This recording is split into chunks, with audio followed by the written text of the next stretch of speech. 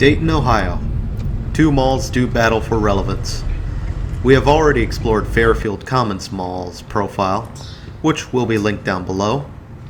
Today, we'll take a look at the Dayton Mall, a DeBartolo original molested by Simon Property Group.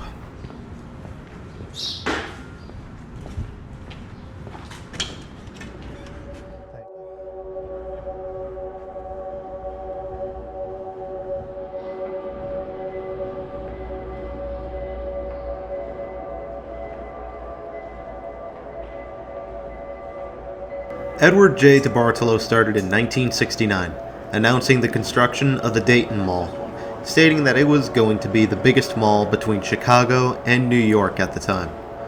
Reich's, JCPenney, and Sears would be announced as the original anchors, alongside notable tenants Liberal Markets, Walden Books, Lane Bryant, Metropolitan, Dunhills, Thals, and Dunn & Fields. The mall even had a single-screen cinema. Quite a start, as the mall held its grand opening in 1970, and it would indeed be recognized as the largest mall in Southwest Ohio for years to come.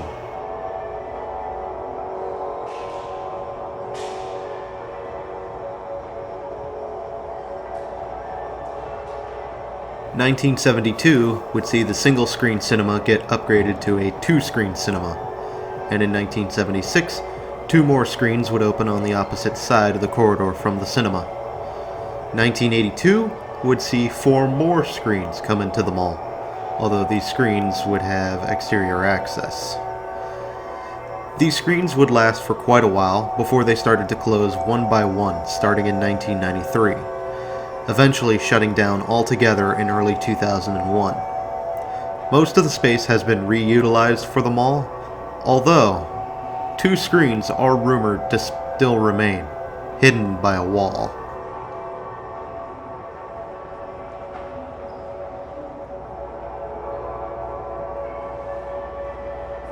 In 1982, we would see the merger of Shillito's and Reich's, the two names being mashed together as Shillito Reich's. This marriage only lasted for a few years before the stores would be merged and rebranded once more into Lazarus in 1986. Earlier in 1984, the mall would go forward with a heavy renovation which would update the eastern and western concourses of the mall as well as the main entrance. In addition, a food court was established on the mezzanine level.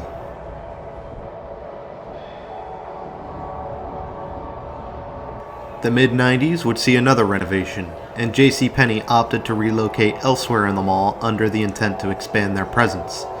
They would relocate from their original location on the west side to the north side where the main entrance was. Their old pad would become home to Cincinnati-based McAlpin's briefly in 1996, before being replaced by Elder-Beerman in 1998. Around the same time, Simon Property Group would acquire several Edward J. DeBartolo malls.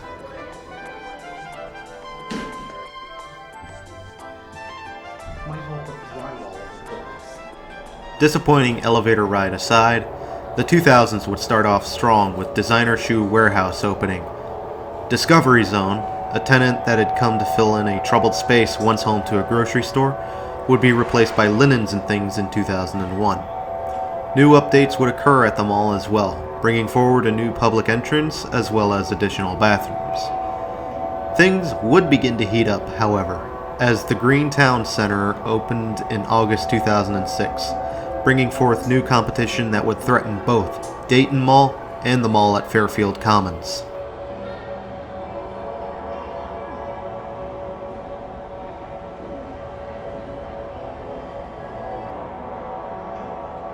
In reaction, Dayton Mall would set up a strip mall referred to as a lifestyle component. This area would be referred to as the Village at Dayton Mall. The area was completed in 2007 and brought in 25 new tenants. So far, things seem to be doing well. Fast forward to 2010, Linens and More for Less opened up in the lifestyle component and replaced the departing Borders Books. This didn't last long, however, and the space would be filled in by H.H. Gregg in 2013. 2012, Dick's Sporting Goods would join the mall, relocating from Miamisburg. This would help maintain the mall's occupancy at 95%.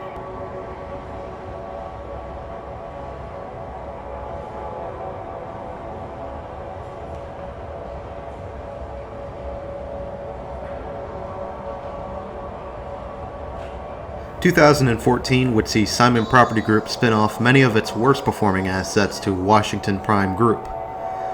It's not exactly known when Dayton Mall was shifted to Washington Prime's ownership, but they are marked as the current owners as of the making of this video. Meanwhile, 2015 would see Sears Holdings spin off 235 stores to Seritage Growth Properties. The Dayton Mall Sears included in that roster. After a few years of uneventfulness, it was announced that the Sears Auto Center would be replaced by an Outback Steakhouse and a hook and reel Cajun seafood bar.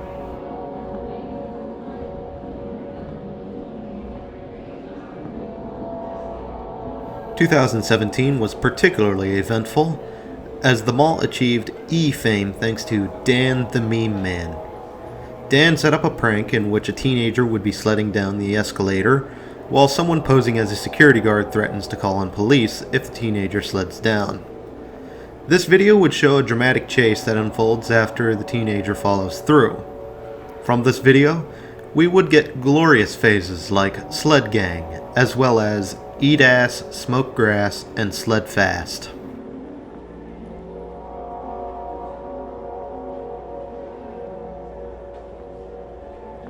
Meanwhile, Macy's, formerly Lazarus, would convert a portion of its location at Dayton Mall and bring forward their outlet concept known as Macy's Backstage in 2018.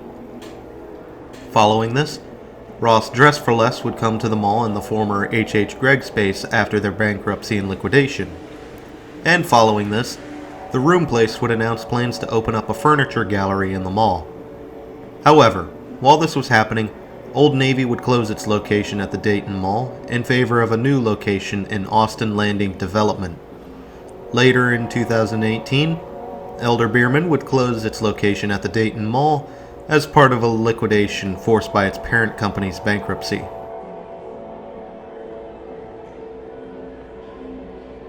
The last notable thing to happen in 2018 would be the announcement of... Can you guess? If you guessed Sears, then you are correct. You win one cookie. Sears would close down along with 45 other locations in November 2018. And finally, in 2019, in an effort to redevelop empty space at the mall, the vacant Elder-Beerman would be purchased by Washington Prime, allowing the owners to proceed forward with redevelopment plans for the mall as these plans unfold. But what does the future hold for the Dayton Mall? Only time will tell, really.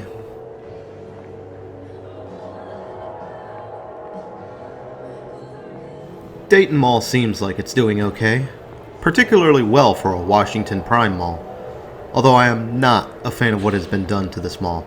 It looks even worse than Lafayette Square Mall, which at least had a few goodies about it.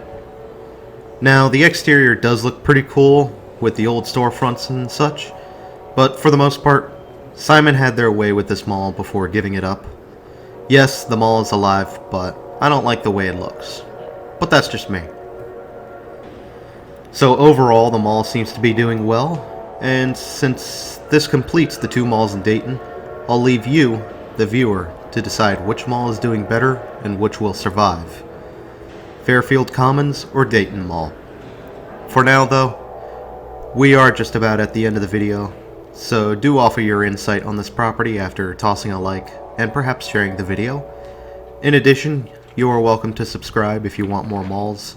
Additionally, you can pass a few bucks on Ko-fi if you wish to do so. And if you want, you can pay me a visit on Minds.com or BitChute.